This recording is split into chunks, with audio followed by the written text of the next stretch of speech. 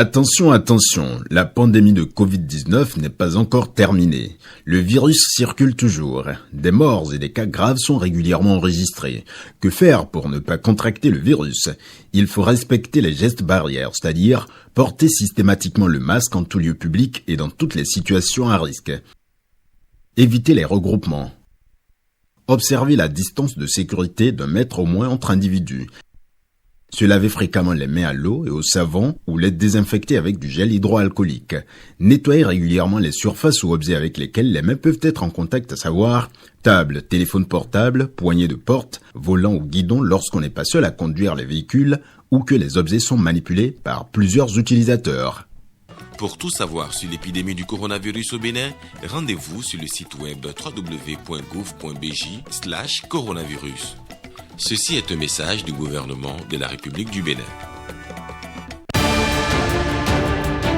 Bonjour à tous, dans l'actualité ce 13h, 11 mai, date de célébration du 40e anniversaire de décès de Robert Nesta Marley alias Bob Marley. Une séance de répétition des étudiants est organisée à cet effet. Nous irons à l'université d'Abomey-Calavi. Puis la flash, Parakou fait peau neuve. Un bloc administratif de type R+2 est officiellement remis aux responsables de ce département. On en parle dans cette édition.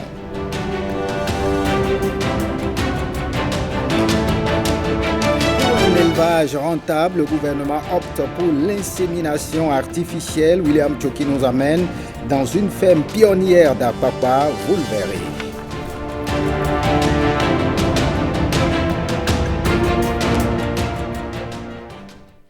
Bienvenue, si vous nous rejoignez, on prend la direction de Parakou, la Flash, la faculté des lettres A et sciences humaines de l'université de Parakou dispose désormais d'un bloc administratif digne du nom.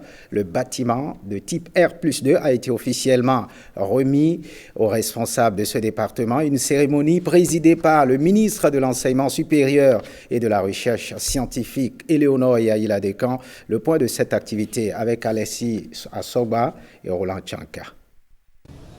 Voici ce qui servait d'abri au personnel du département de la faculté des lettres, arts et sciences humaines de l'université de Parakou. Et voici la nouvelle flash, métamorphosée. Beau de figure, mais d'un intérieur tout aussi douillet, le nouvel édifice offre à l'équipe administrative le confort pour un service de qualité et au personnel d'encadrement la tranquillité nécessaire à la réflexion scientifique. Des bureaux avec toilettes intégrées, une salle polyvalente, une salle de réunion et plusieurs autres commodités. La Flash, avec plus de 16 000 étudiants et ses quelques 44 enseignants, vient de loin. Nous sommes aux Anges aujourd'hui. La Flash dans cette université a une histoire particulière. L'une des dernières entités de formation est créée ici, mais qui aujourd'hui est la plus grande entité de formation avec plus de 16 000 étudiants encadrés par 42 enseignants. Et il faut le dire, l'infrastructure dont je ne peux pas décrire l'importance est vraiment bienvenue. La faculté des lettres, arts et sciences humaines de l'université de Parakou est un bon élève. 3 exemples pour en témoigner. Le premier exemple, c'est déjà que lorsqu'on se met ensemble, on peut faire de grandes choses. Ça, c'est un exemple édifiant. Le deuxième exemple, c'est celui de la gestion optimale des ressources qu'on met à votre disposition. Et le troisième exemple, c'est que vous avez contribué à augmenter la cote de responsabilité de vos personnels.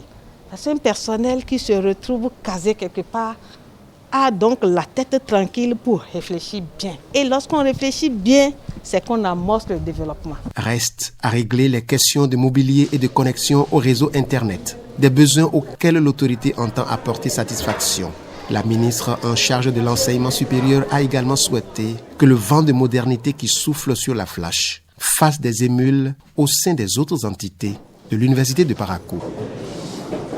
Eh bien, ce qui est pointé du doigt à l'université de Parakou, c'est bien le harcèlement sexuel. Mettre fin au harcèlement sexuel en milieu universitaire, cheval de bataille d'Éléonore Yaïla Dekan, ministre en charge de l'enseignement supérieur et de la recherche scientifique. Dernière étape de sa tournée université de Parakou avec les étudiants.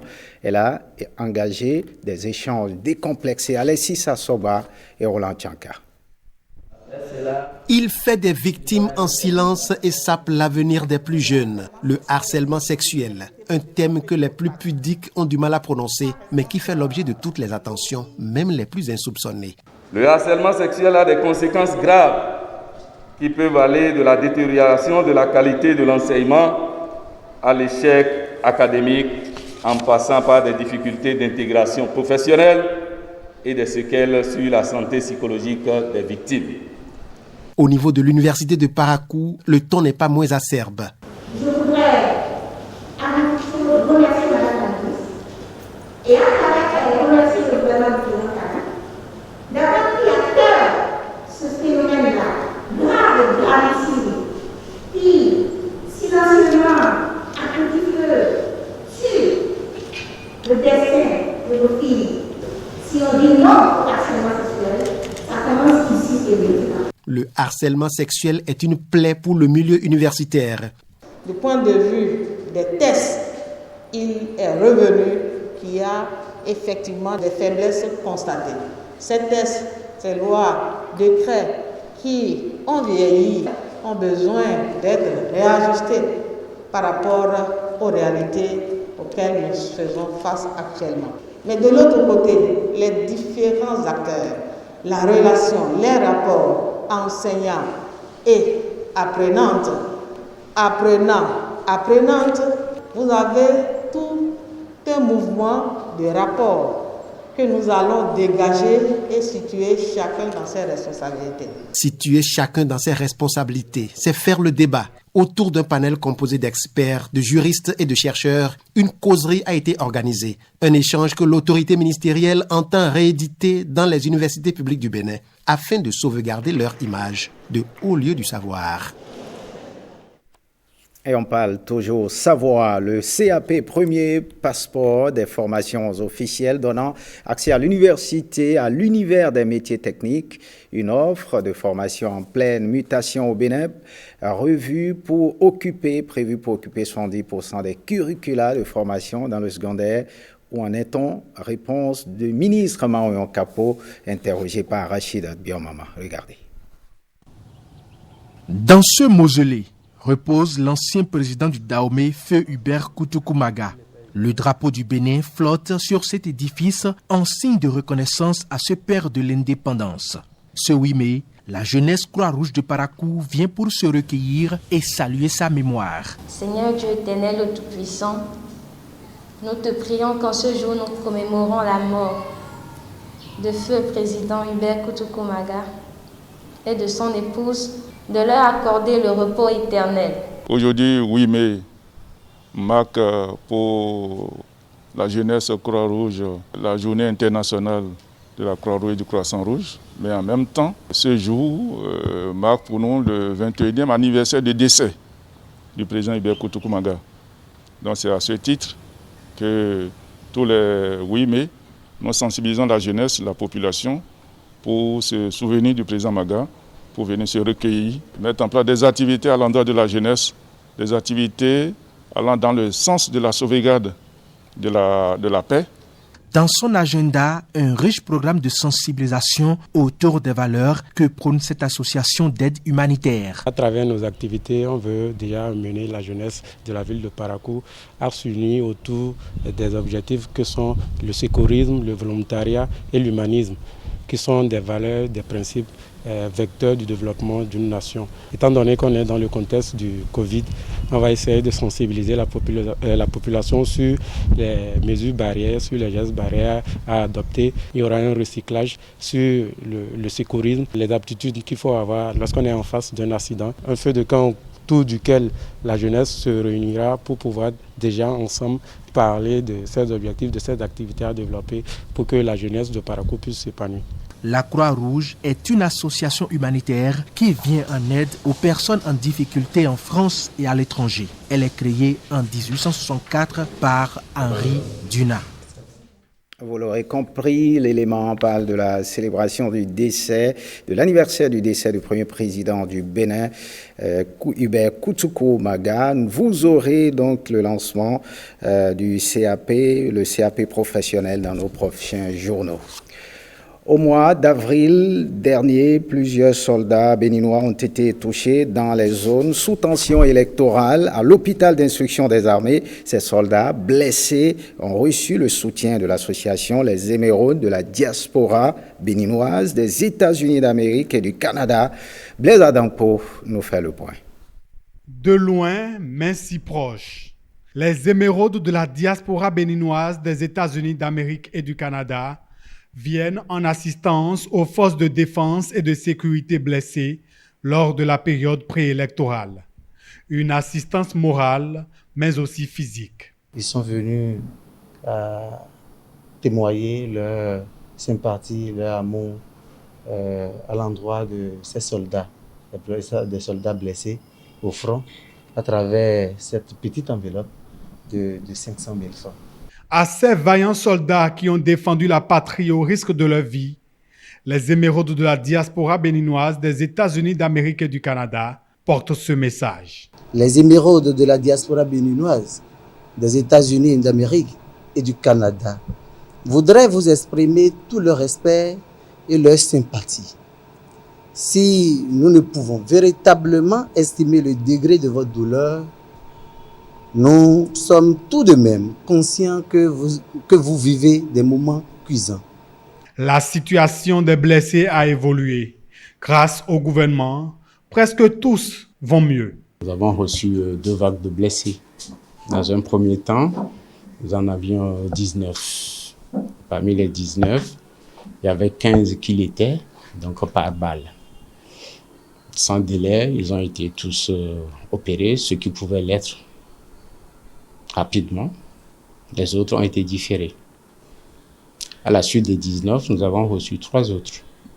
Donc, ce qui fait au total 22 blessés que nous avons reçus ici à l'hôpital.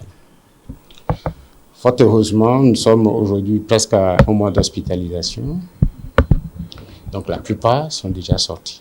Comme je vous expliquais, il ne nous reste que 2. Celui-ci et celui qui a été opéré du cou. À la suite des Émeraudes de la diaspora béninoise des États-Unis d'Amérique et du Canada, d'autres bonnes volontés sont également attendues pour apporter leur soutien à ces hommes braves. Autre actualité dans ce 13h, suite dans ce journal de notre série sur les héroïnes béninoises peu connues du web. Allons à la découverte de Grace Wendo, 29 ans, accro aux technologies numériques. Grace crée une ONG pour partager sa passion avec des jeunes filles des milieux défavorisés. Son rêve, contribuer à l'excellence des programmes éducatifs par le numérique. Rebecca Kenjaoundé l'a rencontrée. Regardez. Derrière ses lunettes et les yeux rivés sur cet écran, ses doigts agiles pour déplacer le curseur d'une souris d'ordinateur. C'est d'ici que la jeune femme opère. Grace fait partie de ces femmes qui combinent plusieurs activités et qui s'en sortent comme un chef. Et oui, elle a plusieurs cordes à son arc. Community manager, blogueuse et journaliste. À la base, Grace a suivi une formation en journalisme. La porte du digital s'ouvre à elle alors qu'elle s'échinait à la quête d'un emploi. C'est de là que j'ai commencé à travailler sur mon propre site web, ladygracious.com. Et au fur et à mesure, j'ai trouvé un autre boulot dans le community management. Dans cette boîte, ils font du développement web. C'est comme ça que je suis rentrée dans le milieu du digital et les choses sont parties naturellement. Les débuts n'ont pas été faciles pour la jeune dame. Il fallait ouvrir son esprit, s'affirmer et s'imposer dans un milieu en constante évolution et qui n'offre de chance qu'à ceux qui innovent. Mais Grace avait un atout, sa formation et les expériences accumulées au cours de ses nombreux stages. J'avais juste à parler de mes idées et je trouvais des personnes pour m'aider à réaliser. Donc pour la création de mon site, je n'ai pas vraiment de difficultés. Et parce que j'apprenais au fur et à mesure, je l'appliquais aussi à mon propre site web. Son amour pour l'outil informatique, Grace a voulu le partager avec d'autres filles. En 2016, elle va s'associer à d'autres jeunes pour créer l'ONG Access to Computer for Every Girl, une organisation qui se donne pour mission de faciliter l'accès des TIC aux filles en milieu défavorisé. On identifie les écoles où on sent qu'il y a un besoin, où ils n'ont pas d'ordinateur, où ils ne savent rien de ce que c'est que le digital. Après ça, nous programmons des formations pour un groupe spécifique. En fondant cette ONG, Grace et son équipe veulent à tout prix combler le fossé numérique en fournissant les compétences nécessaires et en adoptant les TIC comme puissants outils d'amélioration des programmes éducatifs. Après 6 ans dans le milieu du digital, Grace s'est fait un nom qui résonne aussi bien sur le plan national qu'international. Mais notre Digital Woman ne compte pas s'arrêter en si bon chemin. Dans 10 ans, Grace se voit à la tête d'une agence de nouvelles technologies qui pourra informer, éduquer et même vendre des solutions digitales. Allons à présent à la découverte de cette technologie mise au point à Parakou, à Lokpara plus précisément. C'est une biotechnologie qui a des effets spectaculaires sur l'élevage, l'insémination artificielle, permet de booster la production et la productivité de lait et de viande. William Choki nous amène à Parakou, femme pionnière d'Okpara, pour voir de près cette biotechnologie qui fait ses preuves. Regardez. La main gauche dans un gant bien lubrifié.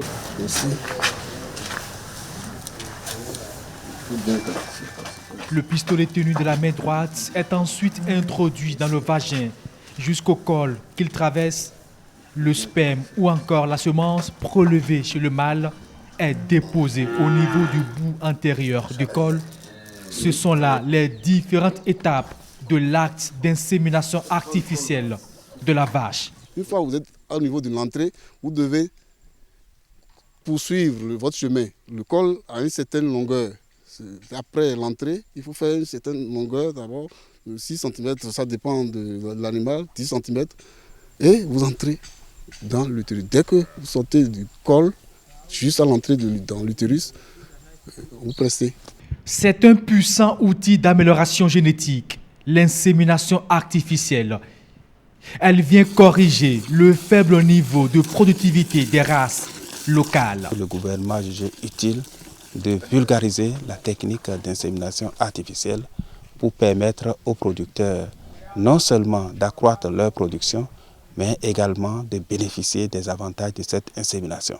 On a eu à expérimenter une première vague dont vous avez eu la chance de voir les veaux qui sont nés de ce travail que nous avons effectué. Et nous comptons conduire ça sur plusieurs générations pour que la diffusion soit très approprié au niveau des agro-éleveurs qui sont dans tous les départements. Un seul éjaculat d'un taureau peut servir à inséminer 200 à 300 vaches et les veaux qui en seront issus ont une capacité laitière de 3 à 4 litres par jour contre 1 litre par vache. Franchement, c'est une très très bonne chose, l'insémination qui a été faite, parce que je peux dire que chez moi, c'est 100% de réussite parce que les 3 bêtes qui ont été inséminées, tous ont mis bas. Il n'y a pas eu d'avortement, il n'y a pas eu de problème à la mise bas. Et donc, les veaux aussi ont grandi normalement. Et ce que j'ai même constaté, c'est que ce sont des animaux assez résistants. Les performances de production du lait ont augmenté largement. Les races viandeuses que nous avons, à savoir les Goudali, les Borgou, les Zébus, le maximum en production de lait est de 2,5, parfois 1 litre de lait. Mais avec ces sujets, notre première Keusé a déjà produit ici. Au premier trait, on a trait 2 litres, on est allé à 3. L'insémination artificielle opérée dans cette ferme d'élevage d'Okbara, une ferme pionnière dans la commune de Parakou, a permis de multiplier par 4 dizaines la taille du cheptel. Un autre avantage de taille, l'insémination artificielle est la méthode qui permet de contrôler les maladies infectieuses, contagieuses et vénériennes. L'insémination artificielle a comme avantage notamment la diffusion du matériel génétique, mais également la lutte contre les maladies transmissibles et vénériennes.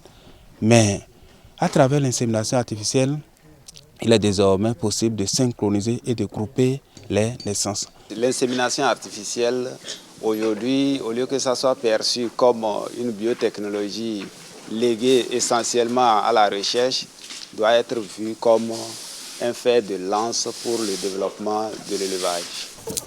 Une sécurité sanitaire garantie, une amélioration et diffusion plus rapide de la valeur génétique dans le temps et dans l'espace. Mais cette technique a tout de même une limite, le faible nombre de géniteurs mâles utilisés qui entraîne une faible variabilité génétique.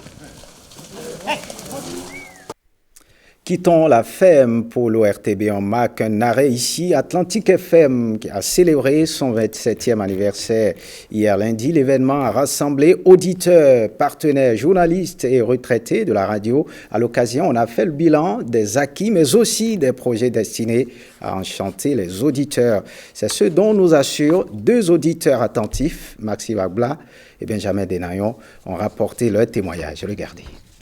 9 mai 1994, 9 mai 2021. 27 ans de plaisir partagé, 27 ans d'information, 27 ans passés au service des populations, de ses auditeurs.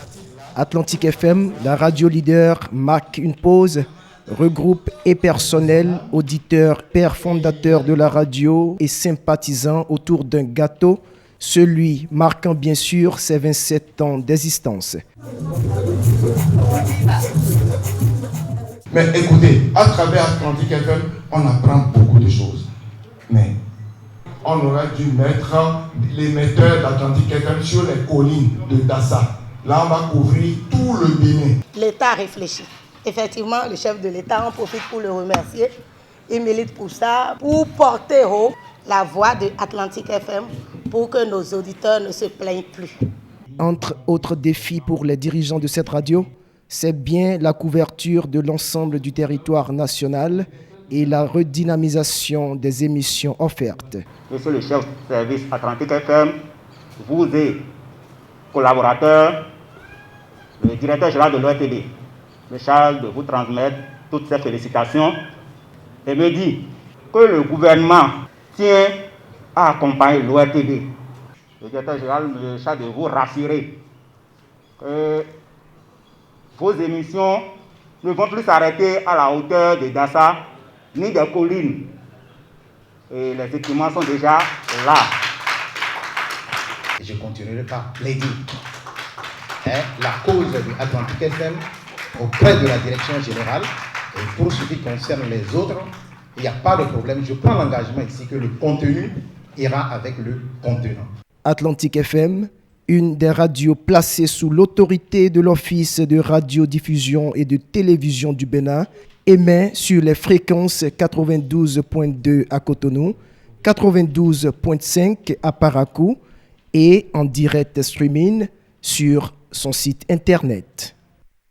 Voyons à présent cette reconnaissance. Ils ont aussi été distingués comme citoyens bâtisseurs. Et ce sont 17 Béninois identifiés par l'ONG Étoile d'Afrique qui ont eu droit à la reconnaissance de leurs efforts au profit de leur pays, nous disent Fifame Salomé Atadeji et Benjamin Denayon.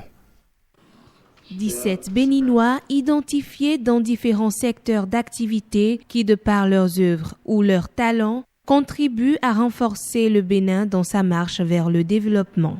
Techniciens, hommes d'affaires, politiques reçoivent ces distinctions à l'image de ce pilote qui porte haut le drapeau béninois à l'étranger. On ne peut bâtir une nation que par le travail, la détermination et surtout la discipline. Si on n'a pas la discipline, on ne peut pas y arriver. Et je dis une chose souvent à mes chers amis, mes petits frères, mes petites sœurs, pendant que certains travaillent il y en a qui fêtent. Pendant que certains pleurent, il y en a qui rient. Pendant que le boulanger, à 2h du matin, est en train de pétrir le pain, à la sueur de son front, il y en a qui vont se réveiller, faire la queue pour aller acheter ce pain. Enfants du Bénin, debout.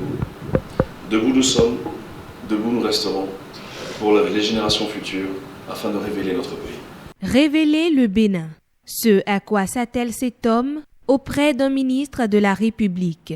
Il n'a pu échapper à l'ONG Étoile d'Afrique. Avec cette distinction, c'est un appel à la combativité, à continuer par se battre au quotidien pour faire davantage. L'ONG Étoile d'Afrique a trouvé la petite astuce pour motiver les Béninois à œuvrer davantage au profit de leur pays. Nous voulons qu'à travers ce prix, que chaque citoyen que nous sommes, que ceux qui pour le moment ne font pas encore grand chose, à travers vous, qui trouvent des exemples, à travailler davantage pour être à votre niveau. L'ONG Étoile d'Afrique poursuivra sa sélection pour enfin créer cette fibre de bâtisseur en tout béninois. Vivons ensemble ce petit moment de grâce avec l'Académie internationale d'esthétique et de beauté Paris-Bénin Esthétique. Cet institut de beauté a officialisé la sortie de la 25e promotion de ses apprenants. Voici les tout derniers doigts magiques aguerris pour vous refaire une beauté. C'est à voir dans le reportage de Fifamé Salomé Atadeji et Daniel Ada. Une nouvelle expédition dans le monde de l'esthétique. 16 jeunes femmes qui savent désormais parfaire la beauté naturelle. Toutes modelées par Bénin Paris Esthétique. La 25e promotion s'apprête à compter de ce jour à voler de ses propres ailes. Cette soirée du 8 mai de l'année 2021 revêt pour nous une grande solennité de 2 années de formation aux techniques les plus modernes et les plus récentes en soins esthétiques. Ces jeunes femmes ont reçu aussi bien un encadrement théorique que pratique. Cette formation complète fait d'elles des esthéticiennes prêtes à jouir pleinement de leur carrière professionnelle. Elles étaient assoiffées de ces connaissances pratiques. Mais tenez-vous tranquille, on ne peut pas intervenir sur la peau sans connaître la structure de la peau, sans connaître les différents types de peau, sans connaître les fonctions de la peau, sans connaître les anomalies de la peau. On ne peut pas intervenir sur les ongles, on ne peut pas intervenir sur les cils sans connaître leur structure et que sais-je. Un test de fin de formation a permis de jauger le niveau des étudiantes. Les meilleures sont ici gratifiées. Je lui donne la coupe de la serviabilité. Ce beau cursus universitaire nous a permis d'apprendre à être de très bonnes esthéticiennes de beauté. Nous avons également beaucoup appris en maturité et en estime de soi. C'est pourquoi nous nous engageons solennellement aujourd'hui à suivre vos pas.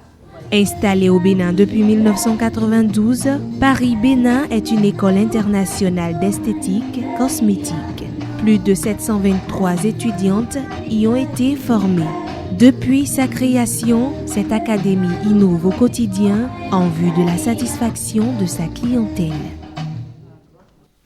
Venons-en à l'actualité de ce jour. Robert Nesta Marley, alias Bob Marley, cette icône du mouvement Rastafari, continue d'influencer nombre d'artistes 40 ans après sa mort.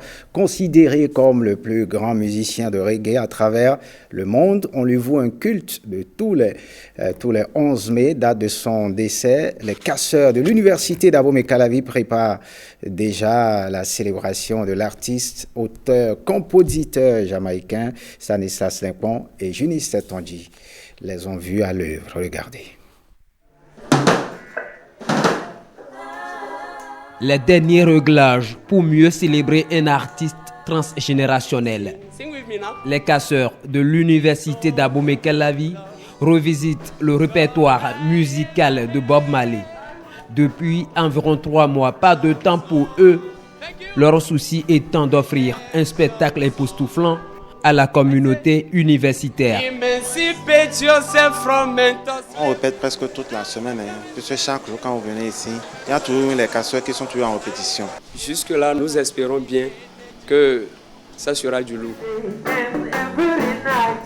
Lourd s'annonce le spectacle, la fête se déroulant déjà dans cette salle avant l'heure.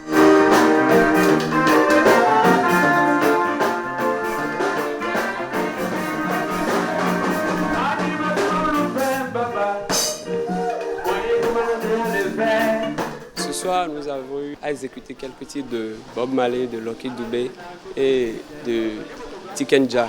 Pour Bob Marley, on a essayé de travailler sur le morceau Is This Love. Après ça, il y a le morceau Dembelly Full. Nous ne le célébrons pas parce qu'il est un dieu. C'est les idéologies du Bob Marley que nous célébrons. Il a prôné l'amour, la paix et tout ce que vous savez.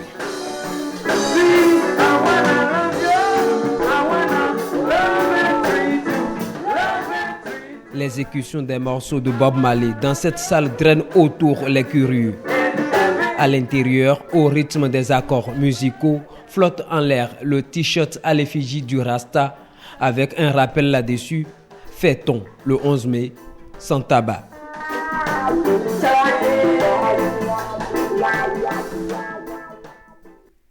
L'artiste est mort, vive l'artiste. Fin de ce journal, merci de l'avoir suivi, merci à vous tous, à nos nouveaux téléspectateurs qui nous regardent depuis Tchonvi dans le département de l'Ouémé.